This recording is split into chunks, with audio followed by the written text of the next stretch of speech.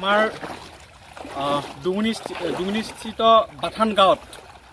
বেজেৰা উন্নয়ন কৃষি বিষয়া আৰু পূব কামৰূপ FIGৰ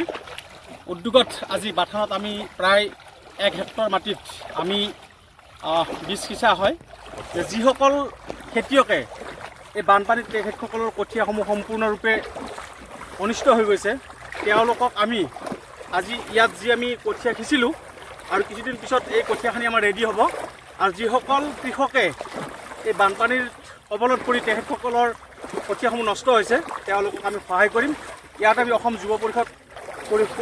পৰিষদৰ তৰফৰ পৰাও আমাৰ কৃষক পৰিষদৰ উদ্যোগত যিটো প্ৰচেষ্টা হাতত লৈছে সেইটো আমি শলাগ লৈছোঁ। আৰু ভৱিষ্যতেও আমি পূব কামৰূপ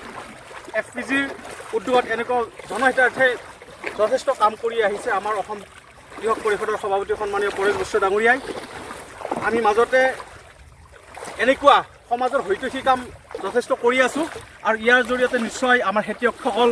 উপকৃত হ'ব বুলি আমি ভাবিছোঁ। এইখিনি আশা কৰি আৰু বিশেষ কি ক'ম, এইখিনিয়ে ক'লোঁ। ধন্যবাদ। এই চৰকাৰৰ যি এই সমূহীয়া কঠীয়াতলি প্ৰস্তুত কৰা এটা আঁচনি, এইটো সঁচাকৈয়ে খুব এটা ভাল পদক্ষেপ। ইয়াৰ যোগেদি আমাৰ যি বানপীড়িত কৃষকসকলৰ সময়ত কঠীয়াৰ অভাৱ হয়, সেই অভাৱ পূৰণ কৰাৰ কাৰণে এনেধৰণে সমূহীয়া হিচাপে আমি একেলগে নাৰ্চাৰী ছিষ্টেমত কঠীয়া পাৰোঁ আৰু এইটোৰ যোগেদি আমি আমাৰ যিখিনি বানপীড়িত কৃষক তেখেতসকলক আমি উপকৃত কৰিব পাৰিম আৰু তেখেতসকলে ইয়াৰ পৰা বিনামূলীয়াভাৱে কঠীয়া সংগ্ৰহ কৰিব পাৰিব। আজি আমি ইয়াতে আমাৰ বেজেৰাৰ পূব কামৰূপ প্ৰগতিশীল FPCৰ যি সঞ্চালক তথা আমাৰ অসম কৃষক পৰিষদৰ সভাপতি পৰিচ্ছন্ন বৈশ্যই আজি এই পদক্ষেপ গ্ৰহণ কৰিছে। ঠিক একেদৰে আমি অসমৰ বিভিন্ন জেগাত এনেকুৱা ধৰণেই নাৰ্চাৰী প্ৰস্তুত কৰি কৃষকক সহায় কৰাৰ কাৰণে আগবাঢ়ি গৈ আছোঁ। কৃষি বিভাগে ৰাষ্ট্ৰীয় কৃষি বিকাশ যোজনাৰ অধীনত সমূহীয়াভাৱে কঠীয়াতলি প্ৰস্তুত কৰা কাৰ্যসূচী আজি কমলপুৰ সমষ্টিৰ এই বৃহত্তৰ ডুমনিচুকী এলেকাত ৰূপায়ণ কৰা হয়। অসম কৃষক পৰিষদৰ কেইবাজনো বিষয়ববীয়া আৰু প্ৰগতিশীল কৃষকৰ উপস্থিতিত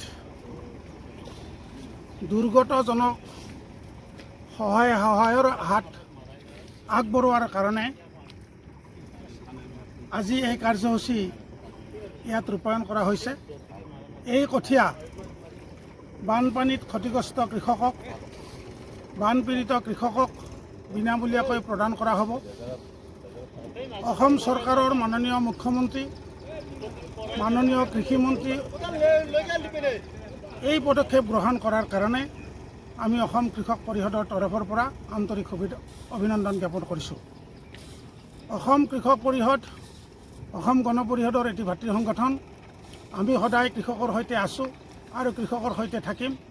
দুৰ্গত সময়তো আমি কৃষকৰ পদূলিত থিয় হৈ কৃষকৰ সমস্যা সমাধান কৰাৰ কাৰণে আমি চিন্তা কৰিম। মই আপোনালোকৰ মাধ্যমেদি অসমৰ সমূহ জনগণ, আমাৰ যিমানবোৰ ৰাজনৈতিক দল আছে, যিমানবোৰ প্ৰাক্তন মন্ত্ৰী আছে, প্ৰাক্তন বিধায়ক আছে, বৰ্তমানৰ মন্ত্ৰী আছে, বৰ্তমানৰ বিধায়ক আছে, উদ্যোগী আছে, সমাজ সেৱক আছে, আপোনালোক আটাইলৈ অনুৰোধ জনাম, এই দুৰ্গত বানপীড়িত কৃষকক লৈ আপোনালোকে কেতিয়াও ৰাজনীতি নকৰিব। ৰাজনীতিৰ ঊৰ্ধত ৰাখি আপোনালোকে যোনে যেনেকৈ পাৰে এই কৃষকসকলৰ কাষত থিয় হৈ আপোনালোকে সহায় কৰক। কৃষকসকলে মনত আনন্দ পাব। কৃষকসকল হৈছে আমাৰ ভগৱান, কৃষকসকল হৈছে আমাৰ সৰ্বশক্তিমান। এই কৃষকে অসমৰ গ্ৰাম্য অৰ্থনীতিৰ ভেটি শক্তিশালী কৰাত প্ৰধান ভূমিকা গ্ৰহণ কৰে। সেয়ে সদা হয় ৰাইজ, আপোনালোকৰ ওচৰত যিবোৰ এলেকাত এই প্ৰাকৃতিক দুৰ্যোগ বানপানীৰ কাৰণে কৃষক ক্ষতিগ্ৰস্ত হৈছে, ৰাইজ ক্ষতিগ্ৰস্ত হৈছে, আজি এই দুৰ্গত ক্ষতিগ্ৰস্ত ৰাইজৰ ওচৰলৈ আপোনালোক যাওক আৰু আপোনালোকে সহায়ৰ আগবঢ়াওক। নিশ্চয় এদিনাখন নেদেখাজনে সৰ্বশক্তিমান এই প্ৰভুই আপোনালোকক এদিনাখন নিশ্চয় কৃপাদৃষ্টিৰে আপোনালোকক চাব।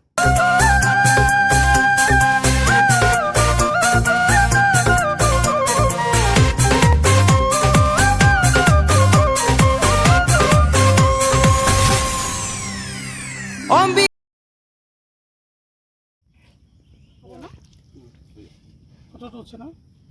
বাবুল দা অলপ অলপ ফুলে নে অলপ হেৰি কৰি পেলাই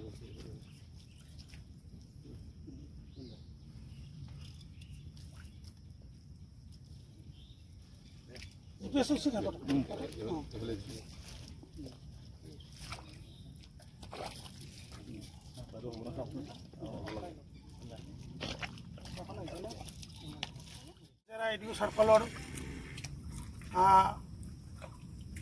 কৃষি উন্নয়ন বিষয়া মহোদয়া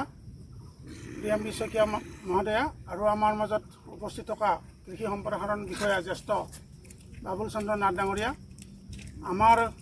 আজিৰ এই অনুষ্ঠানটোত আমি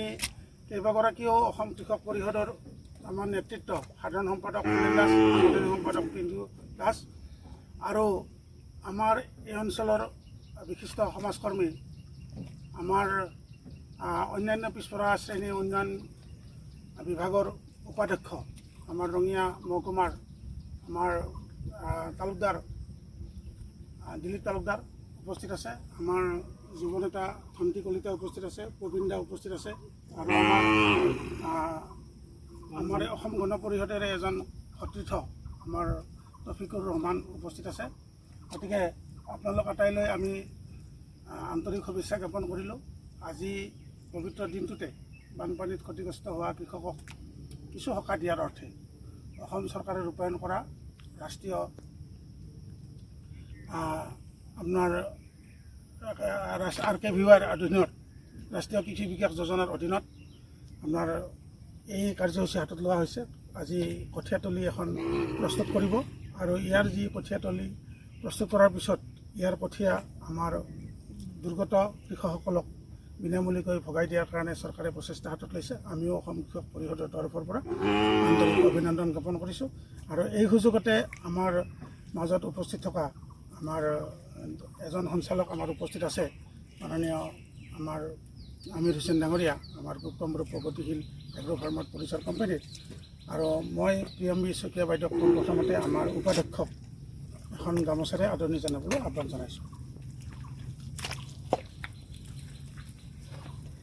তাৰপিছত আমাৰ সকলোৰে পৰিচিত সকলোৱে সহায় কৰি থাকে সকলো সময়তে বাবুল চন্দ্ৰ নাথ ডাঙৰীয়া আমাৰ মাজত উপস্থিত আছে আমাৰ ধন্তি কলিতাক এখন গামোচাৰে আদৰণি জনাবলৈ আহ্বান জনাইছোঁ আৰু আমাৰ অন্যতম সঞ্চালক আমিৰ হুছেইন ডাঙৰীয়াই আমাৰ বাইদেউৰ সৈতে আৰু বাবুল নাথৰ সৈতে আজিৰ কাৰ্যসূচী উদ্বোধন কৰিবলৈ মই আহ্বান জনাইছোঁ আৰু ফুলেন দাসকো সহযোগ কৰিবলৈ আহ্বান জনাইছোঁ এখন ধৰিব লাগিব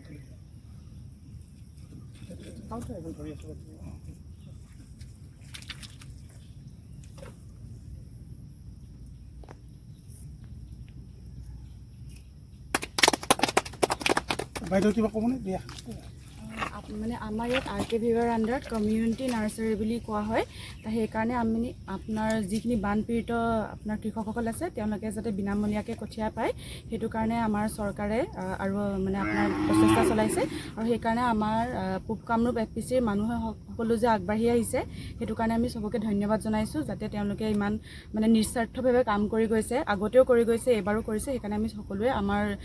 ADO বেজেৰাৰ ষ্টাফৰ তৰফৰ পৰা ধন্যবাদ জনাইছোঁ আমাৰ শইকীয়া বাইদেউক আমি ধন্যবাদ জ্ঞাপন কৰিছোঁ বাবুল দাক ধন্যবাদ জ্ঞাপন কৰিছোঁ আমাৰ মাটি আমাক দিছে আমাৰ প্ৰবীণ দাই আৰু আমাৰ কমল ডেকাৰ ঘৰত 1 বিঘা মাটি আমাৰ আজি কঠীয়া পৰা হ'ব আৰু আমাৰ বৰাতালি আছে পিছফালে তেওঁ তাতে 1 বিঘা কৰা হ'ব আৰু আমি ইতিমধ্যে ধান দিছোঁ আৰু আমাৰ ৰাজুৰ তাতে 1 বিঘা কৰা হ'ব তাতো অলৰেডি ধান প্ৰদান কৰা হৈছে আমি 4 জেগাত যিহেতু মাটি পোৱা নাযায় আৰু এই সময়ত চব জেগাতে পানী উঠিছে সেইকাৰণে আমি 4টা জেগাত